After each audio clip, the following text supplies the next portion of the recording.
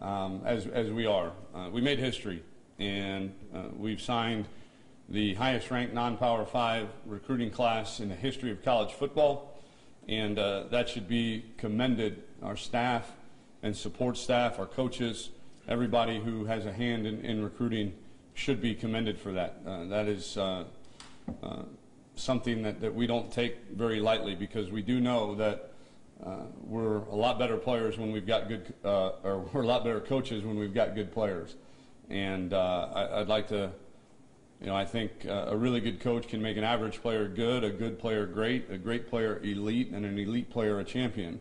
But I don't think from Vince Lombardi to Bill Walsh to Bill Belichick that they can make average players elite. And so we gotta recruit really good players, and we think we did that. We addressed quite a few needs. Again, because of the way the numbers were when we got here last January, it left us in a bit of a precarious situation for this signing class, and that being the NCAA only gives us 25 initial counters, and yet when we walked in the door in January of last year, we had 7 senior offensive linemen and 7 senior defensive backs. So to have 14 seniors in just 2 different positions, that was tough. Obviously, you're not going to go sign 7 or 8 in one position in 1 year. And so through attrition and graduation, we'll probably go into this season with about 76 players on scholarship. That's a little bit scary. As you know, the NCAA gives you 85. And so we'll probably be about 9 to 10 scholarship players short of every team that we play against this year. And so I wish there was something I could do about it. I wish we could petition the NCAA to sign a few more to fill some of these voids that were left, but we can't. It's not allowed. And some of these guys that we signed today are going to have to play for us early. Couple quick stats. We had, again, I think we signed 19 high school players, 17 high school players, and 6 transfers, 3 junior college transfers, and 3 four-year transfers.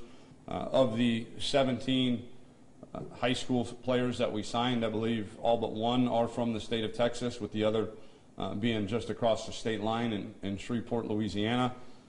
We signed a player at every position other than special teams, kicker, punter, or deep snapper. We're hoping to get a couple walk-on candidates at those positions that can earn a scholarship. So again, do recruiting rankings matter? In my opinion, if you're going to keep score at something, we're going to try to win the damn thing. And so they keep score on these things, so we're going to try to be the best that we can be at it. And we don't look at stars. I can promise you. We look at players that have a tremendous amount of character, have a tremendous competitive drive, that are physically and mentally tough, and then we go from there. And what we've found is that our target audience has become a bit broader because of the vision that we've been able to share and the relationships that we've been able to build with not only the players but the high school coaches.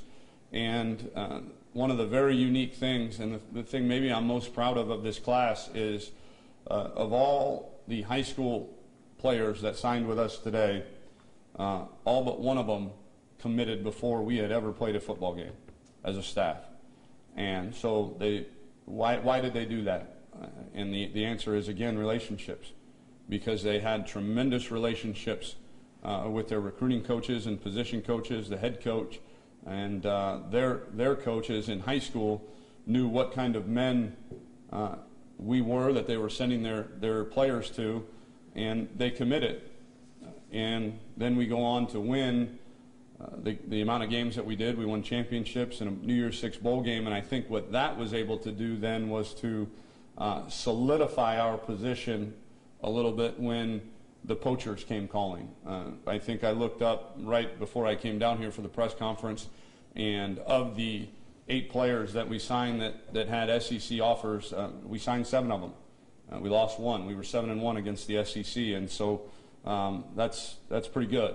That's pretty good day's work because of the relationships that we built, and these kids then were able to, what was once a vision that they were buying into became a reality, and they saw the potential of this program and this great university in what, in my opinion, is the greatest city in America. So very pleased, very happy.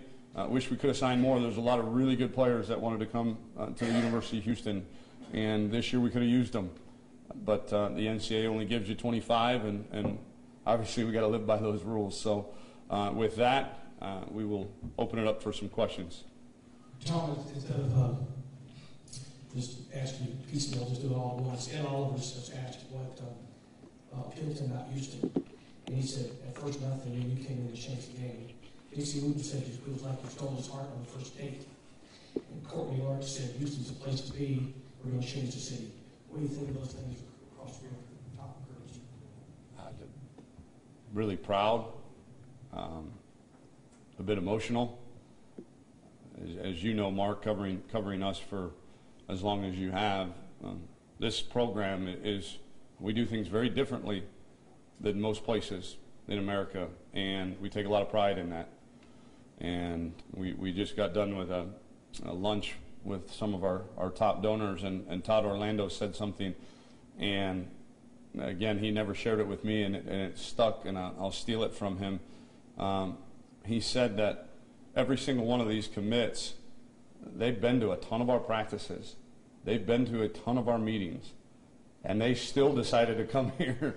And so to me, that says that that these kids embrace what is necessary to win championships and how extremely difficult it is.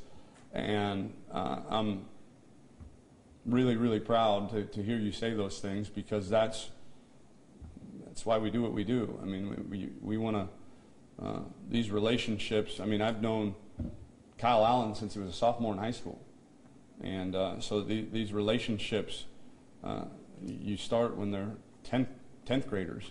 Kyle Allen wasn't shaving when I first met him, and next thing you know, he's the #1 quarterback in the country coming out of high school, and can go anywhere he wants, and he chose the University of Houston. So I think that's what separates us, probably, is the genuineness, and is that a real word? Close enough. Yeah, genuineness and real heartfelt love that these kids feel, not just from us to them, but that they see from us to our own players every single day, and that's what we're all about. It's never getting to you, by the way. It's going to be worked over there for a while. Tom, just your thoughts on how everybody embraces recruiting class from the city. With JJ, you had Keichel involved, you had Rappers, Paul Wall. It just seemed like everybody got on board for this class. And Paul Wall's my dude, man. That's my guy. But I think that it's an indication of the culture that we're trying to create around here. We're the hometown college football team of the 4th biggest city in America, and I think we've done a really good job. Our coaches, our players, our support staff, everybody has done a really good job of bringing the city in to us and making them believers. And J.J. Watt considers himself a Houstonian. So guess what? If you're a Houstonian that has the kind of notoriety and voice that he has, what better way to show your support than to film a 30-second video and say congratulations. Same with Dallas Keuchel and Andre Ware and Case Keenum and Slim Thug. I learned something yesterday, that zero is actually spelled Z-R-O. That was kind of cool. So from Paul Wall, and so the list goes on, but I think it's just a snapshot of the fact that the city of Houston now really truly does have a hometown college football team, and we're going to continue to embrace that role, and hopefully they continue to embrace us.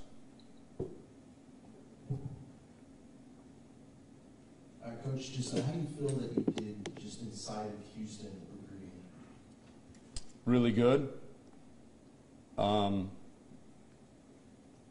think we've got recruiters here in the, and I don't know what inside of Houston is, the greater Houston area, I would assume you're referring to. I think we did a fantastic job, and again, we beat a few different schools early, and we staved off a lot of poachers late that our kids didn't even take any visits. They said thanks but no thanks. We're good. We're H-Town Takeover, baby, and we're staying. And so I feel really good. And as with anything, you can always get better, and we'll continue to try to improve. But I think one of the bowl practices, I was actually looking at our starting 22 on offense and defense, and only 2 kids in our starting 22 played high school or came to the University of Houston from a greater Houston area high school, and that was Alex Cooper and Tyler McCluskey.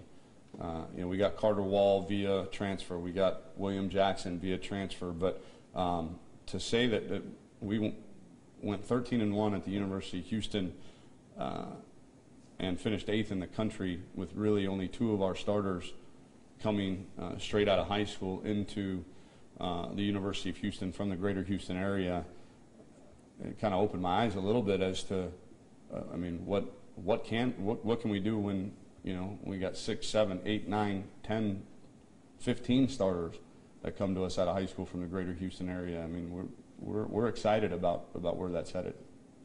Tom, what's it mean for the program and everything you guys are building to not just get a 5-star recruit in Oliver, but somebody who's local #1 and locked into you guys 6 months ago, wouldn't even listen to Ole Miss and never wavered, and now wouldn't listen to anybody, by the way. Yeah, exactly. Which University of Houston wouldn't be able to do 5 years ago, 10 years ago? I don't know what it means. That's probably left for you guys to figure out. But I know for us, we're getting a really good player. That's a really good kid. That's a competitive dude. That his explosiveness and motor. And when I say motor, I mean just continuous effort throughout a football play, throughout the game.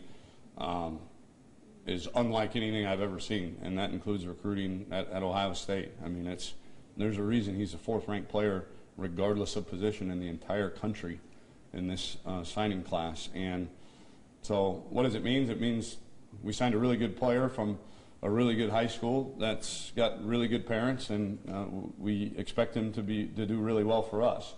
Now, what that means on a global level, so to speak, that's for you guys to figure out, but we didn't surprise ourselves on that one, I can tell you that. We might have surprised a lot of people, but the expectations around here, especially in recruiting, are pretty high. And, we're very happy, but certainly not surprised. Obviously, the circumstances this year versus last year are different, but just talk about this experience and going through the recruiting process this year as opposed to what you went through last year. Well, we had time. It's just, again, facilities are really important.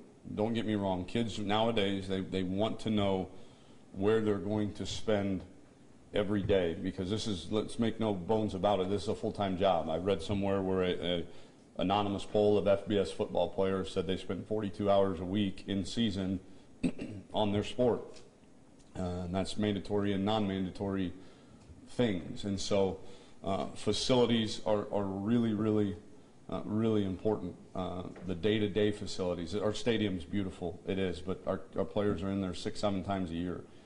So that's why this new indoor practice facility and weight room is so important. That's why getting a football-only training facility with a nice locker room and player lounge and all of those things are extremely important. But that being said, it's not the most important thing in recruiting. And the most important thing is building relationships. And in order to do that, you got to have time. And last year was a mad dash to the finish line. And it was trying to hold on to what was already committed and realizing, oh my gosh, we still got to go get 10 other guys, and we got 2.5 weeks to do this. And we did an admirable job under those circumstances, but as you can see, give this staff some time to target these recruits and then build those relationships. This staff is pretty good when you give them those circumstances. Tom, you mentioned the reliance on early recruits, which is early. Say that again. You mentioned the reliance on early commitments, which Yes. is a trend that goes back probably to when Mac Brown started doing that in Texas. There's also been a rather large number of late commitments and late switches this year. Given that tendency, how important is it to you to continue that trend to get early commitments, and how difficult will it to be given the nature of teenagers to want to wait until the last minute to get as much attention as they can? It's always difficult. You know, I joke that, you know, aside from deciding on the woman that they're going to marry, this is probably the most important decision that they'll have to make as men, and they got to make it at 17 years old. And God doesn't make the 17-year-old brain capable of making those kind of rational decisions without a tremendous amount of counsel from people that are wiser and more experienced than them. And so I think if we're on the right kind of kid, that becomes a non-factor. Not to say that the kids that wait are bad kids. I'm not saying that, but I think the kids that have a solid support system at home, and whether it's in the high school or truly at home with their parents, I think those are the kids that you want to target, and you want to target them early, and they usually are capable of making those decisions a little bit earlier and sticking with those decisions too. You know, and last time I checked, the word commitment is not synonymous with reservation. It's not synonymous with maybe. Commitment is commitment, and it means something. And to 23 out of the 24 guys that we had committed late here, it meant something, and for that I thank them. I mean, there was a lot of schools that came in and offered our guys scholarships and visits, and none of them even blinked at that opportunity. But I think one thing that maybe gets a little bit lost in why we're able to do that is because of where we are. These kids, I mean, they're on our campus every other day, you know, as juniors in the summertime. I mean, they're here, they're around, they're present. They're where other schools, they don't have that luxury. You know, I know I was at Iowa State, for instance, and the very first time a kid would step on campus might be January of his official visit, and you know, that's for us. The official visit was like, yeah, coach, I know I've seen all this stuff 1,000 times. You know, I mean, they were here. They were present, and I think that's one of the things. I kind of sat back and reflected for a second. Through the month of December and January, I went and saw every single one of our commits, and this is, whatever, by all accounts, the highest ranked non-Power 5 recruiting class in the history of college football, and I got on a plane twice. Let me repeat that. I got on a plane twice, slept in my own bed most every night.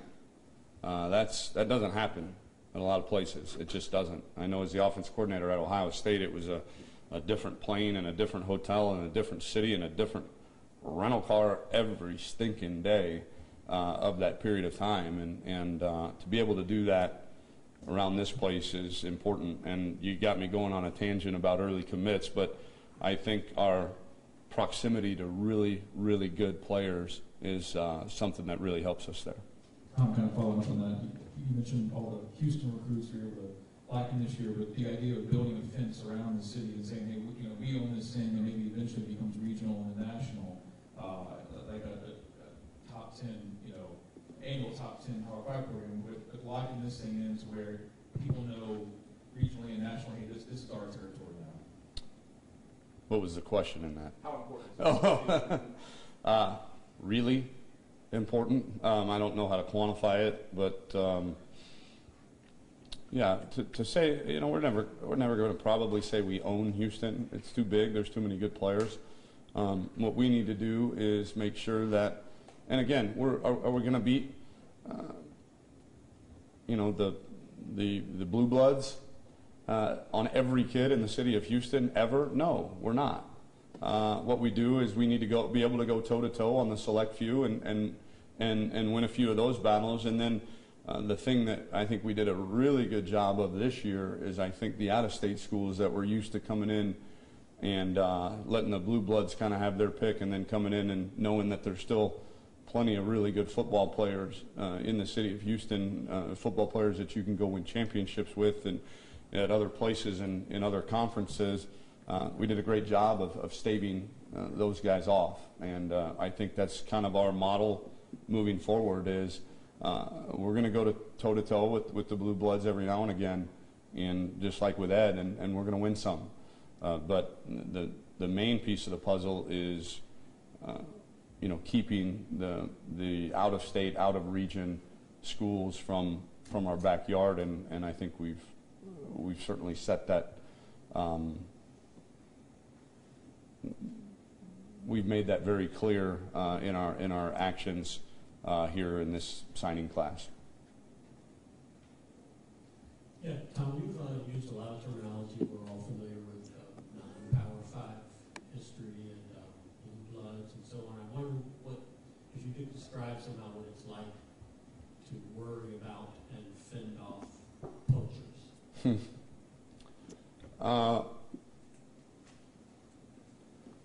It's nerve-wracking for sure.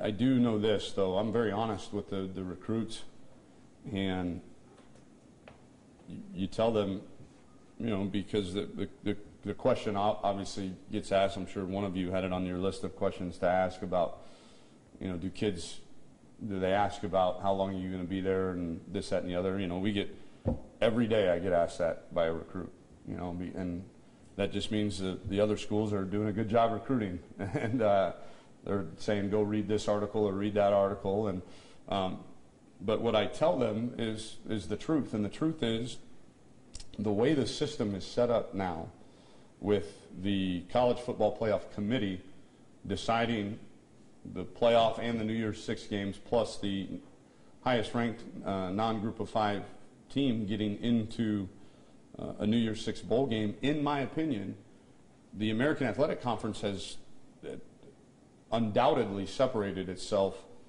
from the other non-Power 5 conferences. So barring some miracle season from some other team in some other conference, if you win the American Athletic Conference, you're going to a New Year's Six bowl game. You're going to go to the Rose Bowl, the Fiesta Bowl, the Cotton Bowl, the Orange Bowl. I mean, we're talking about some of the grandest, most historic bowl games in all of college football, and you're going to play the best of the best, and you're going to beat the best of the best, quite frankly. And so why do I say that? I say that because the path to those things, to championships, to winning, it's no fun going 7-5. That stinks, in fact. It's really, really not fun. What's really fun is when it feels like the whole city of Houston rushes onto the field and you're kissing a trophy and holding it up and there's confetti falling, and you go to a New Year's Six bowl game and you're playing one of the Blue Bloods and you're beating them by 2 touchdowns in the Peach Bowl. Those things are the really fun things. And so when these Power 5 schools come calling, I mean, what are they going to offer you that we're not? And so you couple that with where the Dr. Couture and our provost and the academia here has completely transformed the academic reputation and nature of our university. Again, I would ask you why. Is your path to a New Year's Six bowl game or a national championship is easier there? A championship? You're going to win a championship there. You're going to compete for a championship there. You're going to be on a stage with tens of thousands of people at your feet, with holding up a trophy and kissing trophies, and getting a big ring, and that doesn't happen very often. Maybe at Alabama or Ohio State, but last I checked, we didn't go toe-to-toe with those two schools very much this year. Tom, last year you sold recruits on your vision and also the potential of the university. Now that you have that, how does that change the game for you? Well, I think it's changed. It's just opened doors. The class of 2017 is now, I think Colin Wilder even wrote in his little open letter that he published yesterday that, he had to be kind of almost talked into even just coming on a unofficial visit just to come check us out. That there's no way I'm going to U of H, where now it's opened the doors to these 4- and 5-star recruits that say I'm knocking on the door trying to figure out what the heck's going on down there on Cullen Boulevard, and that's exciting. So the success on the field and the success on signing day has certainly opened a lot of eyes and doors that otherwise might not have been opened. Tom, you talked about the championships. What piece of hardware got a bigger response? The grill. Yeah, the grill. Absolutely the grill. Yeah. Unfortunately, 40-year-old white dude with a diamond-encrusted grill by Paul Wall. So, it was certainly a novelty piece that everybody wanted to see. They wanted to take pictures, and it was fun. It was fun. You're not going to see me wearing it, I can tell you that. It's sitting right in my ring box and next to all my other rings, but it's a really neat conversation piece for sure. We good? Yes? Great. Go Cougs.